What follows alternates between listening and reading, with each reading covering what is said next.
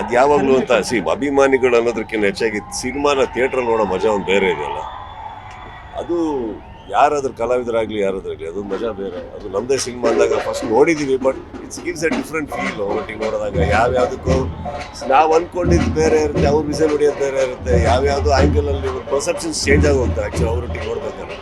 It's a good feeling, very good feeling. It's a blessed feeling ಯಾರಿಗಲ್ಲ, any artist, just not me.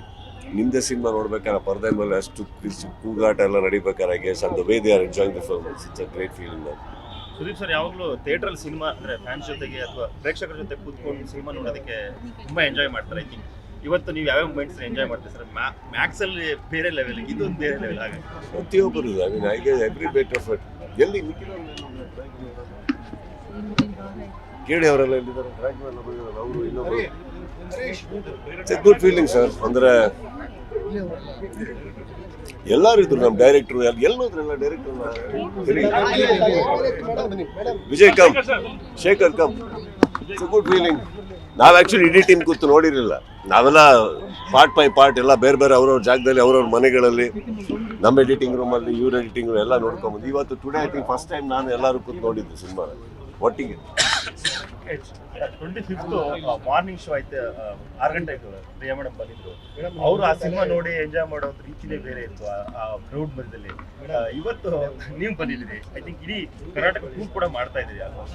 Karnataka ಟೂರಿಗೆ ಸದ್ಯಕ್ಕಿಲ್ಲ, ಇವತ್ತು ಮೈಸೂರಿಗೆ ಹೊರಟೆ. ಈಗ ಮೈಸೂರಲ್ಲಿ ಸಂಗಮ್ಗೆ ಹೋಗ್ತಾ ಇದ್ದೀನಿ. I think next week we are planning ಒಂದು ಸಿನಿಮಾ ಥಿಯೇಟ್ರಿಗೆ ಅಂತ ಅಲ್ಲ, ಒಂದು ಜನಗಳು ಕೊಟ್ಟಿರೋ ಬೆಂಬಲ ಇದೆಯಲ್ಲ. ನಾನು ಟೂರ್ ಹೊರಟಿರೋದು ಸಕ್ಸಸ್ ಅನ್ನೋದಕ್ಕಿಂತ ಹೆಚ್ಚಾಗಿ ಪೈರಸಿಯನ್ನು ವಿರುದ್ಧವಾಗಿ ನನ್ನ ಫ್ಯಾನ್ಸ್ ಎಲ್ಲ ನಿಂತಿರೋ ನಮ್ಮ ಪರ. ನಾನು ಹೇಳ್ತೀನಲ್ಲ, ಇವತ್ತವರೆಗೆ ಅದೆಷ್ಟು ಸಾವಿರ ಲಿಂಕ್ಸ್ ಕಟ್ ಮಾಡಿದ್ಯೋ ನಮಗೆ ಐಡಿಯಾ ಇಲ್ಲ, ಬಟ್ ಅದೆಲ್ಲದಕ್ಕೂ ಸಪೋರ್ಟ್ ಮಾಡಿ ಪ್ರತಿಯೊಬ್ಬರಿಗೂ ಅವರು ಲಿಂಕ್ ಬಂದಾಗೆಲ್ಲ ಒಂದು ಲಿಂಕನ್ನು ನಮ್ಗೆ ಫಾರ್ವರ್ಡ್ ಮಾಡಿ they have stood by us sir. ಈ ಸಿನಿಮಾಗೆ they have stood by us. ಇವತ್ತು ಥಿಯೇಟ್ರಲ್ಲಿ ಕಲೆಕ್ಷನ್ ಬರ್ತಾ ಇದೆ ಡೆಸ್ಪೈಟ್ ದಟ್ ಪೈರಸಿ. ಅಂದರೆ ಅದು ಆ ಒಂದು ವಿಚಾರಕ್ಕೆ ನಾನು ನಿಜವಾಗ್ಲೂ ಎಲ್ಲರಿಗೂ ನಾನು ಥ್ಯಾಂಕ್ಸ್ ಹೇಳಬೇಕು. ಖುದ್ದಾಗಿ ಎಷ್ಟು ಕಡೆ ಆಗುತ್ತೋ ಅಷ್ಟು ಕಡೆ ಹೋಗಿ ಒಂದು ಥ್ಯಾಂಕ್ಸ್ ಹೇಳೋ ಪ್ರಯತ್ನ ಹೊರತು ಇದು ಸಕ್ಸಸ್ ಸ್ಟೋರ್ ಅಲ್ಲ. I want to say thanks to lot of people. I think that we owe it to that. Sir, piracy ಮಾಡಿದವರನ್ನ ಇವಾಗ ಹಿಡಿದಾಕಿದ್ದಾರೆ. ಸೊ ಒಬ್ಬರನ್ನ ಸುಮಾರಾಗಿದೆ. ನಿಮ್ಗೆ ಯಾಕೆ ಸರ್ ನೀವು ಅವತ್ತು ಸ್ಟೇಜ್ ಮೇಲೆ ಹೇಳಿದ ಒಂದು ಮಾತಿನಿಂದ ಈಗ ನಾನು ನಿಮಗೊಂದು ಪ್ರಶ್ನೆ ಕೇಳಬೇಕು.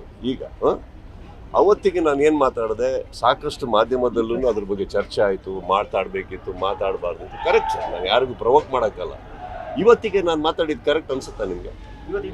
ನಾನು ಮಾತಾಡಿದ್ದಕ್ಕೆ ಅರ್ಥ ಇತ್ತು ಅನ್ಸುತ್ತಾ?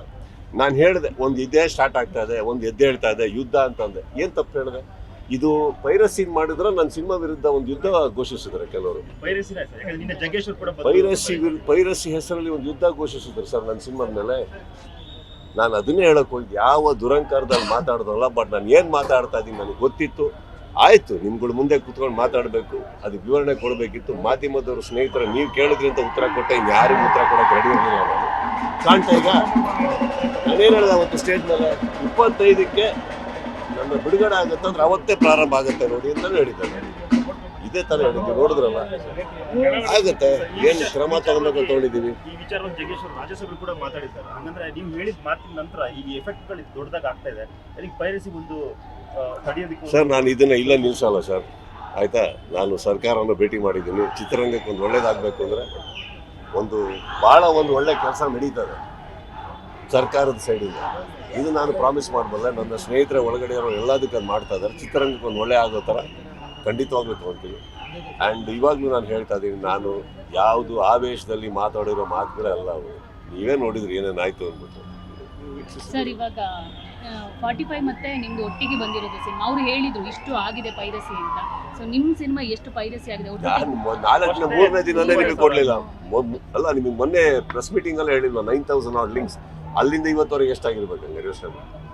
10 ಡಿಲೀಟ್ ಮಾಡಿದ್ರೆ 20 ಹಾಕ್ತಾರೆ, 10 ಡಿಲೀಟ್ ಇನ್ನು 20 ಡಿಲೀಟ್ ಮಾಡೋದು 40 ಹಾಕ್ತಾರೆ. ಅಂದರೆ ಒಂದು ಬ್ಯಾಚ್ನ ಕೂರಿಸಿರ್ತಾರೆ ಗೊತ್ತಾರೆ. ನಿನ್ನ ಕೆಲಸ ಏನು, ಲಿಂಕ್ ಹಾಕ್ತಾ ಇರಬೇಕು. ಅದೇ ತಾನೇ ಅವ್ರ ಕೆಲಸ. ಅದು ಒಂದು ಕೂರ್ಸಿರ್ಬೇಕಾದ್ರೆ ಪೇಡ್ ಕೂರ್ಸಿರ್ಬೇಕಾದ್ರೆ ನಿನ್ನ ಕೆಲಸನೇ ಇದು ಅಂದಾಗ ಆ್ಯಕ್ಚುಲಿ ಸಿನಿಮಾ ಪೈರಸಿ ಮಾಡೋ ಉದ್ದೇಶನೇ ಅಲ್ಲ. ಪೈರಸಿ ಯಾವಾಗ ಸರ್ ಆಗುತ್ತೆ? ಅದರಿಂದ ಹಣಕಾಸು ಸಂಪಾದಿಸ್ತಾ ಇದ್ದೀರಾ, ದುಡ್ಡು ಮಾಡ್ತಾ ಇದ್ದೀರಾ ಅಂದರೆ ಒಪ್ತೀನಿ. This is not called piracy, this is called crime to kill a product.